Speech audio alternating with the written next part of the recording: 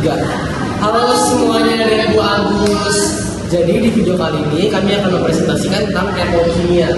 Jadi sebelum kami mulai ke materi, izinkan kami untuk menggunakan diri kami terlebih dahulu. Pertama, perkenalkan nama saya Genesis. Nama saya Miselin dan saya Lutfi. Jadi daftar isi dari materi kita pada hari ini adalah yang pertama ada reaksi eksoton dan juga endoter. Yang kedua ada perubahan entalpi standar dan yang ketiga ada perhitungan nilai entalpi. Jadi untuk pertama-tama sebelum kita lanjutkan tiga daftar isi tersebut, saya akan menjelaskan terlebih dahulu apa itu termokimia. Jadi secara dasar, termokimia adalah ilmu yang mempelajari tentang perubahan panas dalam suatu zat yang melibatkan proses kimia dan juga proses fisika. Di mana terbentuk jadi dua, ada namanya sistem dan juga ada yang namanya ritme. Sistem itu adalah segala sesuatu yang menjadi pusat perhatian akan diperhatikan dalam penelitian tersebut. Sedangkan ritme itu adalah segala sesuatu yang mengelilingi dari sistem tersebut akan berada di luar sistem. Nah, kita lanjut ke slide selanjutnya, itu adalah tentang reaksi. Untuk reaksi ini akan dijelaskan oleh Michelle. Itu ada reaksi endoter. Reaksi endoter adalah reaksi ketika kalor dari lingkungan masuk pada sistem atau lebih budaya biasa disebut sebagai penyerapan kalor. Pada reaksi ini terjadi perpindahan panas dari lingkungan ke sistem yang berakibatkan penurunan suhu pada lingkungan menjadi lebih rendah. Lalu di ciri-ciri reaksi endoter itu satu, produk mempunyai jumlah energi yang lebih besar dibandingkan dengan reaktan. Lalu dua, ikatan kerja yang tertentu bisa melepas energi. Tiga, dibandingkan dengan reaktan, energi ikatan pada produk memiliki jumlah yang lebih besar. Lalu keempat, perubahan entalpi akan menunjukkan nilai positif. Lalu contohnya itu ada satu, goreng makanan. Satu contohnya itu proses goreng telur. Satu yang kedua itu contohnya adalah membuat roti. Yang ketiga membuat gula tumbuhan dari proses fotosintesis. Yang keempat es batu cair. 5 melarutkan garam pada air panas.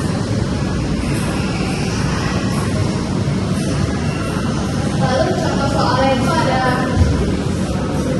reaksi itu perhatikan reaksi yang ada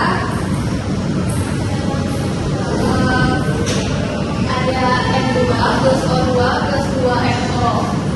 Kita diketahui bahwa energi yang dibutuhkan pada reaksi ini adalah 100 kJ. Lalu pertanyaannya, jelaskan mengapa reaksi ini disebut sebagai reaksi endoter. Karena reaksi ini disebut endoter karena energi dalam bentuk panas diserap dari lingkungan. Lalu yang kedua, jika 0,5 mol hidrogen N2 bereaksi dengan 0,5 mol oksigen O2, berapa banyak energi yang akan diserap oleh reaksi ini? Pada reaksi ini 100 kJ diperlukan untuk menghasilkan 2 mol NO. Lalu jika 0,5 mol N2 bereaksi, energi yang diserap adalah setengah dari 100 kJ, yaitu 50 kJ. Lalu yang ketiga itu ada reaksi eksoter. Eksoter merupakan istilah dari bahasa Yunani yang berasal dari kata eksos atau luar dan term yang berarti panas. Jadi eksoter dapat dikatakan sebagai suatu bentuk reaksi kimia yang bisa menciptakan kalor. Reaksi ini muncul karena terjadi perpindahan panas atau kalor dari sistem menuju ke lingkungan, sehingga suhu lingkungan menjadi lebih tinggi atau panas. Ciri-cirinya yaitu yang pertama, lingkungan akan menyerap kalor dari sistem. Yang kedua, baik sistem lingkungan memiliki besar kalor yang sama. Lalu yang ketiga, jumlah entalpi pada produk umumnya lebih rendah daripada entalpi reaksi. Lalu yang keempat, perubahan nilai entalpi akan menunjukkan nilai negatif. Lalu contohnya itu satu, membuat api unggun. Dua, besi yang berkarat. 3, bomnya meledak. 4, uap air yang menjadi hujan atau biasa disebut bom solidifikasi. Lalu yang kelima, air menjadi es. Lalu contoh soalnya itu ada perhatikan reaksi eksoter berikut. Ada CH4 ditambah 2O tambah CO2 menjadi CO2 ditambah 2O. Lalu dibutuhkan energi yang dilepaskan adalah 500 kJ. Lalu pertanyaannya yang pertama, mengapa reaksi ini disebut reaksi eksoter? Reaksi ini disebut exotherm karena energi dilepaskan dalam bentuk panas ke lingkungan. Lalu yang kedua, jika dua molekula bereaksi dengan oksigen, berapa banyak energi yang dilepaskan?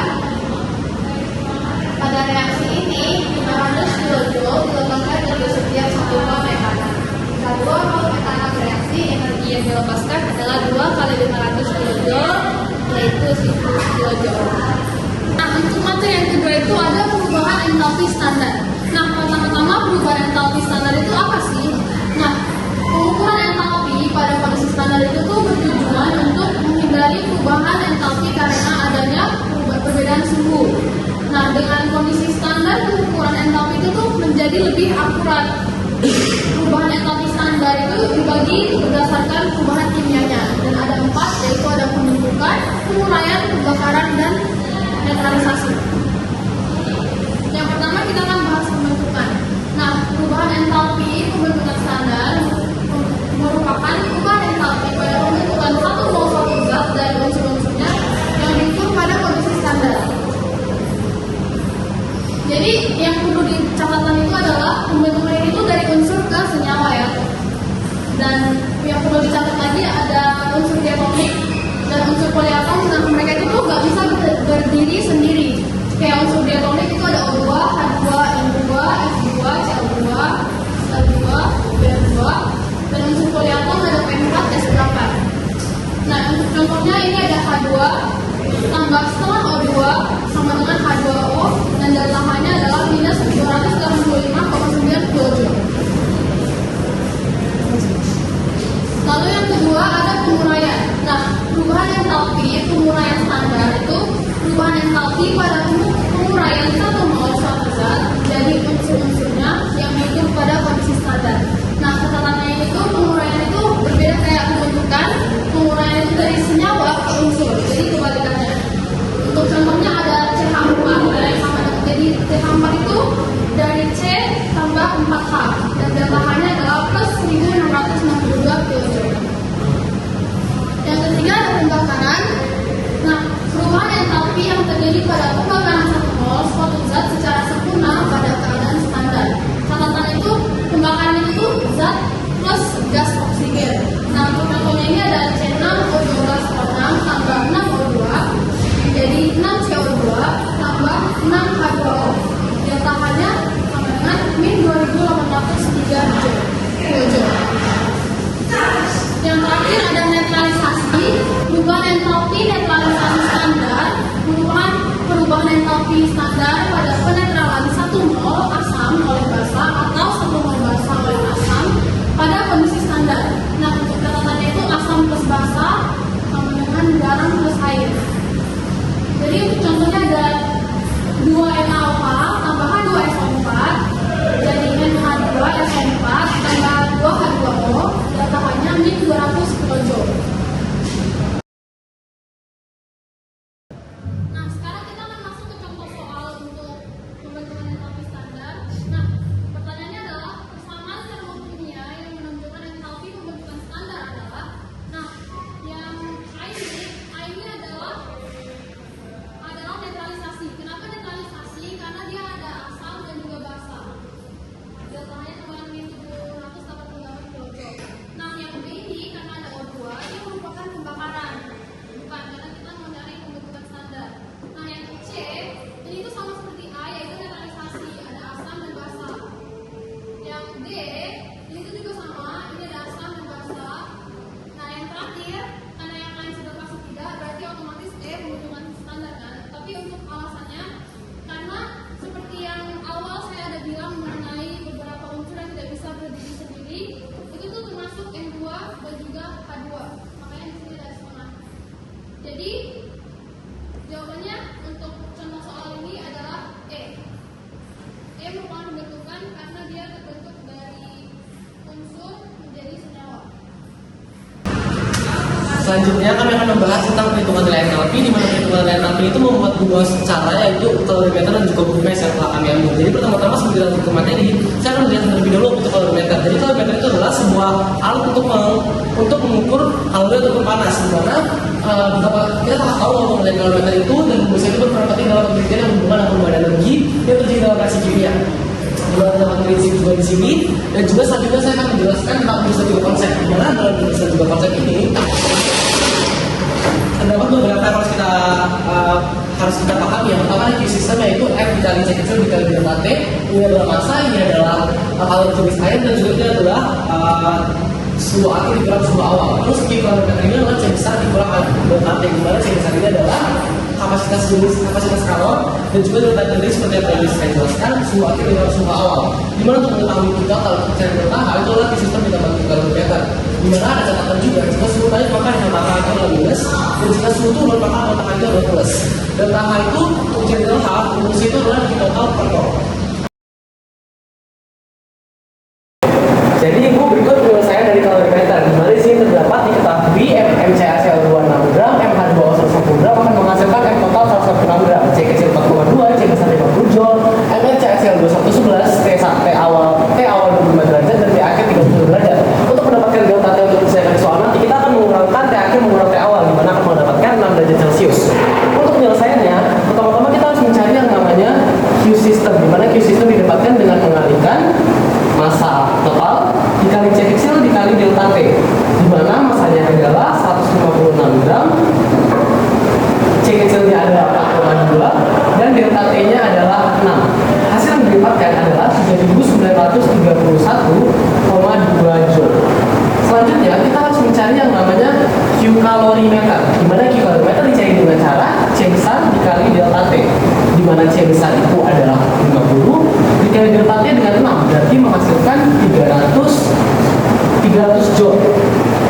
Nah, untuk mendapatkan hasil dari delta H nanti kita membutuhkan yang namanya Q total, di mana Q total itu didapatkan dengan menjumlahkan Q system dengan Q kalorimeter, di mana berarti 3931,2 joule ditambah 300 joule akan mendapatkan hasil 4231,2 joule. Dimana karena kita diminta untuk mendapatkan delta H dalam kilojoule per mol, kita harus mengubah satuan ini menjadi kilojoule. Dengan cara membagi dengan 1000, maka Q totalnya akan kita dapatkan dalam kilojoule adalah 4,3212 kilojoule. Begitu. Nah, selanjutnya yang harus kita lakukan adalah kita harus mencari mol dari CaCl2, karena cara mencari delta H adalah dengan membagikan Q total dengan mol terlarut.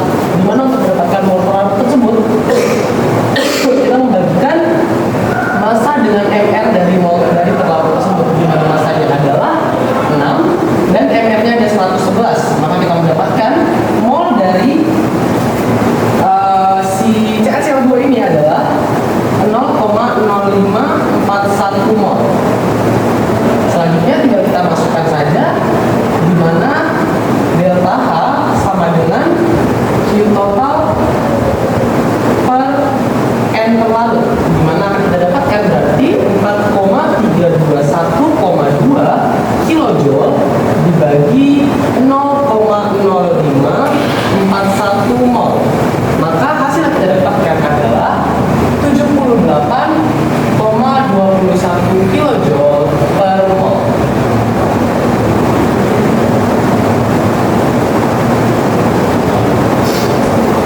Jadi awal mula terciptanya hukum itu adalah tercipta dari seorang penemu ataupun ahli yang bernama Henry Hess, di mana saat itu masih para ahli itu masih kesulitan untuk menentukan panas dalam proses pembentukan senyawa dalam percobaan laboratorium. Jadi akhirnya Hess mencoba beberapa percobaan supaya akhirnya mendapatkan hasil pengolahan dan juga sifat-sifat yang cocok untuk mendapatkan pengukuran ini.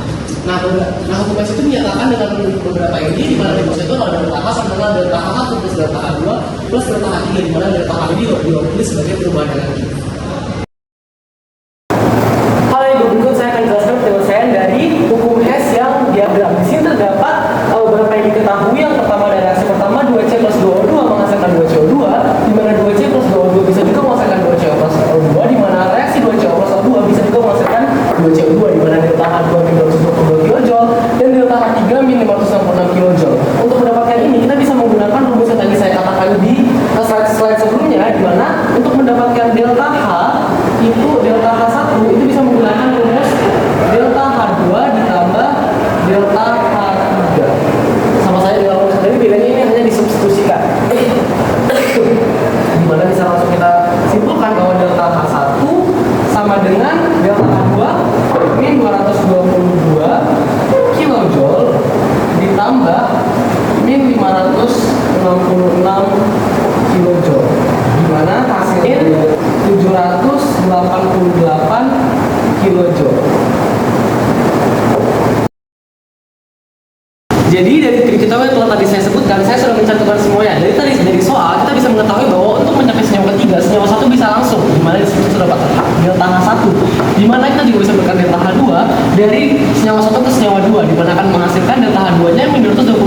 kilojoule. Dimana dari delta U2 ke delta H3 berarti senyawa 2 ke senyawa 3, delta H3 nya adalah min 568,6 kilojoule. Maka kita bisa dapat menyimpulkan bahwa untuk mencari delta H1 kita bisa mendapatkan dengan menjumlahkan delta H2 ditambah delta H3, dimana delta H2 tambah delta H3 berarti min 221 kilojoule ditambah min 568,6 kilojoule.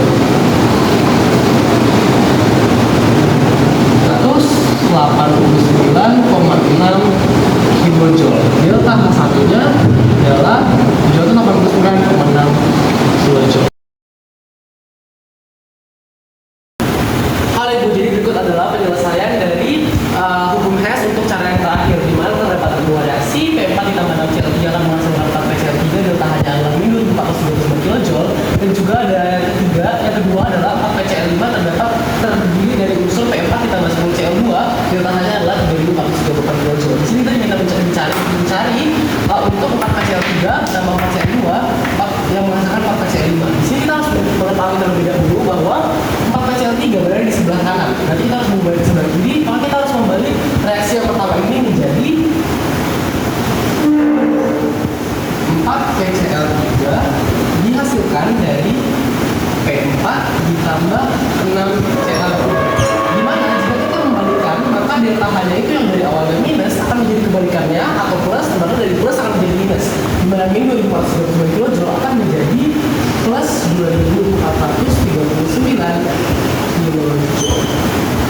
Selanjutnya, di sini kita bisa mengetahui 4PCl5 dihasilkan dari P4 tambah 10Cl2. Di sini Cl dibutuhkan di kiri dan 4PCl5 yang ada di kiri diketahui dibutuhkan di kanan untuk disoal. Maka kita harus membalikkan lagi. Kita akan harus membalikkan ini. Maka jika dibalikan akan menjadi 4 akan menjadi P4 ditambah 10Cl2 akan menghasilkan 4PCl5, di mana delta H-nya adalah dari plus akan menjadi min, berarti min 3438 kilojoule. Nah, seperti itu. Setelah itu kita akan mencoba untuk menambahkan semua reaksi ini, di mana jadi ibu berikut saya ada sedikit ralat, di mana di sini harusnya 6Cl2 seperti di soal, dan di sini juga seharusnya menjadi 6Cl2 karena setelah diputar akan tetap menjadi 6Cl2. Maaf sekali lagi bu, di sini selesai saya ralat. Selanjutnya saya akan melanjutkan dari sini, di mana 4Cl3 akan diturunkan ke bawah akan menjadi 4Cl3. Setelah itu kita akan mencoba untuk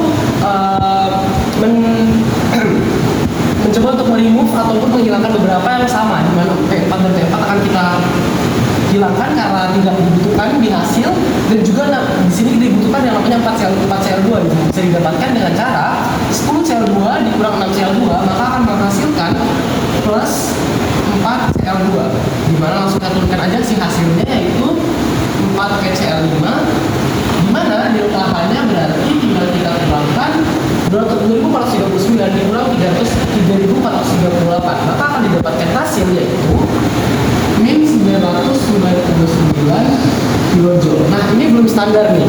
Jadi akan distandarkan dengan kita bagi dengan 4. Kita bagi dengan 4, maka hasil yang kita dapatkan adalah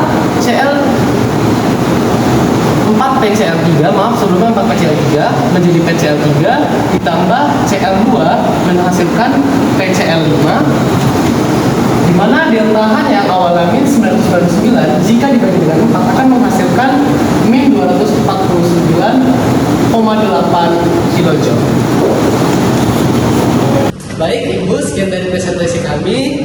Terima kasih. Sampai jumpa di semester selanjutnya. Bye bye Ibu.